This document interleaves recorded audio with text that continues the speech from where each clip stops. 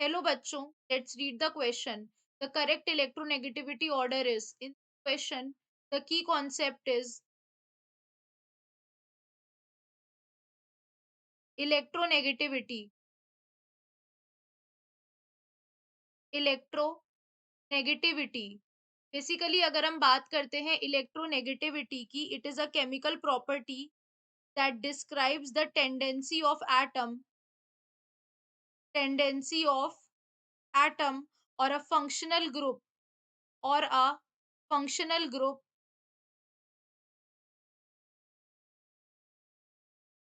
to attract electron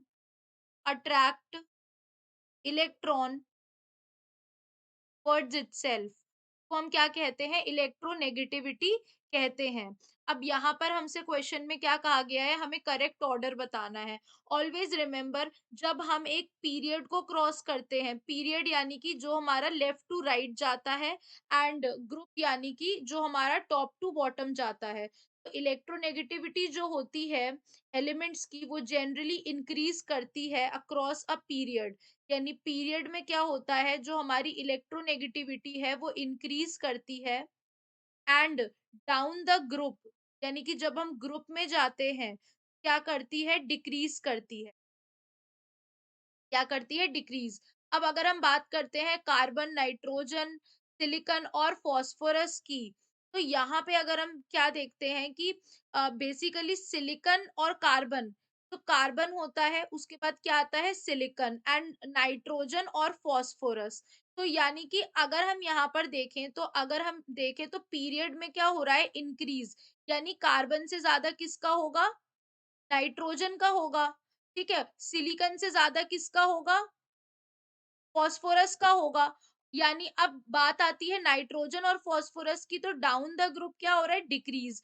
यानी कि अगर हम बात करते हैं नाइट्रोजन और फास्फोरस में, तो ज्यादा किसका होगा, नाइट्रोजन का होगा। तो यानी कि जो हमारे पास सीक्वेंस बनेगा, अगर हम नॉर्मली देखें तो नाइट्रोजन की इलेक्ट्रोनेगेटिविटी कितनी होती है, 3.3 होती है, कार्बन की 2.5 होती है, एंड फास्फोरस की 2.1 होती है। एंड ऑल्सो अगर हम देखें यहाँ पर, अगर कार्बन और फास्फोरस की भी अगर हम बात करते हैं, तो कार्बन का ही ज्यादा होगा। तो इसके अकॉर्डिंग अगर हम सब सेट करते हैं, तो what we will get, nitrogen का सबसे ज्यादा होगा, उसके बाद हमारा क्या होगा, कार्बन होगा। उसके बाद अगर हम डाउन द ग्रुप देखें, जो डिक्रीज करता है, तो सबसे पहले किसका होगा, फास्फोरस का होगा, एंड आफ्टर देन किसका होगा, सिलिकॉन का होगा। ये होगा हमारा ऑर्डर ऑफ द इलेक्ट्रोनेगेटिविटी। तो अब हमारा करेक्ट आंसर क्या हो जाएगा, यहाँ पर ऑप्शन नंबर सी। तो we can say that option C will be the right answer to the given question. Hope you guys understand. Thank you.